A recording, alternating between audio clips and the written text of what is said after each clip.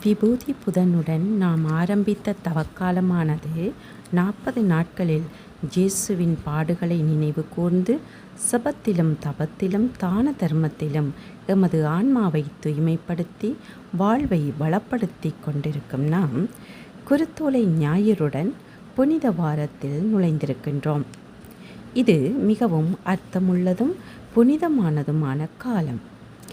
இந்த புனித வாரத்தில் இயேசுவின் பாஸ்கா மறைபொருளை சிந்தித்து தியானிக்க எமக்கு விசுவாச வாழ்வை புனிதப்படுத்தும் முக்கிய வாரமாக இது அமைகின்றது. இந்த வாரத்தில் ட்ரிடூம் எனப்படும் முப்பெரும் புனித நாட்களான புனித வியாழன், புனித வெள்ளி, புனித சனி ஆகிய 3 நாட்களுக்கு முன்வரும் திங்கள், செவ்வாய், புதன் ஆகிய நாட்கள் திரு அவை மிகவும் பக்தியாகவும் அமைதியிலும் தன்னை ஆயத்தப்படுத்தும் நாட்களாக காணப்படுகின்றது.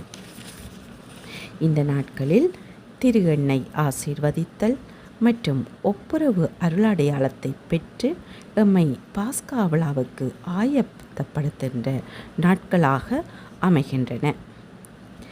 புனித வியாழன் அன்று பாஸ்கா விழாவிற்காக எம்மை தயார்படுத்தி கொண்டாடும் நாள் ஆக அமைகின்றது. இந்த நாள் மிகவும் முக்கியமானதும் மகிழ்வுக்கும் உரிய நாளுமாக அமைகின்றது. இந்த புனித வியாழன் அன்றுதான் இயேசு எமக்காக தனது உயிருள்ள பிரசன்னமான திவ்ய நற்கருணையை ஏற்படுத்தியதும் நற்கருணையை தொடர்ச்சியாக கொண்டாட குருத்துவத்தை ஏற்படுத்திய புனித நாளுமாக அமைகின்றது. இது குருக்களுக்கு மிகவும் அர்த்தமுள்ளதும் அவர்கள் தம் வாக்குறுதிகளை புதுப்பிக்கும் நாளுமாகும். இந்த பாஸ்கா விழாவினை நினைவு கூர்வதுடன் முப்பெரும் நாட்களின் முதலாவது நாள் ஆரம்பமாகின்றது. இந்த நாளில் ஆரம்பமாகும் திருவழிபாடானது இன்றைய தினத்தில், அதாவது புனித வியாழனில் நிறைவு பெறுவதில்லை. மாறாக பாஸ்கா கொண்டாட்டத்தின் பின்பு நற்கருணை இடமாற்ற பவனி ஆரம்பமாகும்.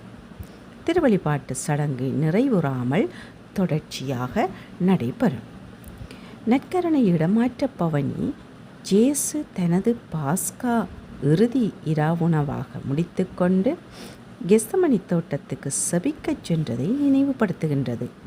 கெத்சமனியில் மரண வியர்வையுடன் செபித்து தந்தையின் திட்டத்தை நிறைவேற்ற தன்னை அர்ப்பணிக்க தயாராகும் இயேசுவுடன் உடனிருந்து செபிக்க அழைக்கப்படுகின்றோம். அன்றைய இரவில்தான் இயேசு தனது 12 திருத்தூதர்களில் ஒருவரான யூதாஸ் இஸ்கரியோத்தினால் காட்டிக் கொடுக்கப்பட்டு தலைமைச் சங்கத்தினரிடமும் மூப்பரிடமும் கையளிக்கப்படுகின்றார். அந்த இரவு முழுவதும் மனிதரின் விசாரணைகளுக்கும் தீர்ப்பிடலுக்கும் கசையடி, நிந்தை, அவமானங்கள் என அனைத்தையும் கொடூரமாக அனுபவித்த இயேசு அடுத்த நாள் சிலுவை சாவிற்கு தீர்ப்பிடப்படுவதை தியானிக்கும் நாளாக காணப்படுகின்றது. புனித வெள்ளி மிகவும் உருக்கமான நாளாகும். இயேசு தமது பாவங்களினால் கனத்து போன சிலுவை மரத்தை சுமந்து கல்வாரி மலைக்கு இழுத்துச் செல்லப்பட்ட சிலுவை பாதை நிகழ்வுகளை நினைவு கூறுகின்றோம். இயேசு தந்தையாம் இறைவனுக்கு தன்னை முழுமையாக அர்ப்பணித்து சிலுவையில் தனது இறுதி சொட்டு இரத்தத்தையும் சிந்து மட்டும் கீழ்ப்படிவுள்ளவராக இருந்தார். பெரிய அல்லது புனித வெள்ளி எனப்படும் இந்த முப்பெரும் நாளின் 2ஆம் நாளில் நாம் மாமிச தவிர்ப்பு, சுத்த போசனம் மற்றும் ஒரு சந்தி என்பவற்றை கடைபிடிக்கவும் இயேசுவின் பாடுகளில் எம்மை ஒன்றுபடுத்தி கொள்ளவும் அழைக்கப்படுகின்றோம். புனித வியாழன் அன்று தொடங்கிய திருவழிபாடானது 2ஆம் நாளும் ஒரே வழிபாடாக தொடர்ந்து 3ஆம் நாளான புனித சனி இரவு பாஸ்கா திருவிழிப்புச் சடங்கு மற்றும் எம்மை வழிநடத்தி செல்கின்றது. பெரிய வெள்ளியன்று இயேசுவின் பாடுகள் மற்றும் சிலுவை மரணம் என்பவற்றை தியானித்து இயேசுவின் அடக்கத்தில் எமது பாவங்களையும் அடக்கிவிட, அழித்துவிட அழைக்கப்படுகின்றோம். புனித வெள்ளியன்று திருச்சிலுவை பாதை, சிலுவை முத்தி என்பவற்றை தொடர்ந்து அமைதியாக அந்த நாள் இயேசுவின் நிரப்பை நினைவு கூறுவதில் கழிகின்றது. இந்த அமைதியான சூழல் இப்பூவுலகில் இயேசுவின் மரணத்துக்கு சாவு மணி அடிக்க தன்னை தயார்படுத்தும் காலமாகும். புனித சனி பகல் முழுவதும் இயேசுவின் அடக்கத்துக்குள் தன்னை அடக்கிக் கொள்ளும் விசுவாசிகள் பொழுது புலரப் போகும் அந்த நள்ளிரவு வேளையில் இயேசு முன்னிறைத்ததன்படியே கல்லறை திறக்கப்பட புதிய வாழ்வுக்கான உயிர்த்தெழுதலை உலகிற்கு பறைசாற்ற மாபெரும் மறை நிகழ்வு நடைபெறுகின்றது. எமது திருவழிபாடு எடுத்து காட்டுகின்றது இந்த மாபெரும் உண்மையை. புனித சனி நள்ளிரவு திருவழிபாடானது இயேசுவின் மகிமை நிறைந்த உயிர்ப்பினை நினைவு கூர்ந்து பாஸ்காவின் முப்பெரும் நாள் இந்த 3ஆம் நாளில் நிறைவு பெறுகின்றது.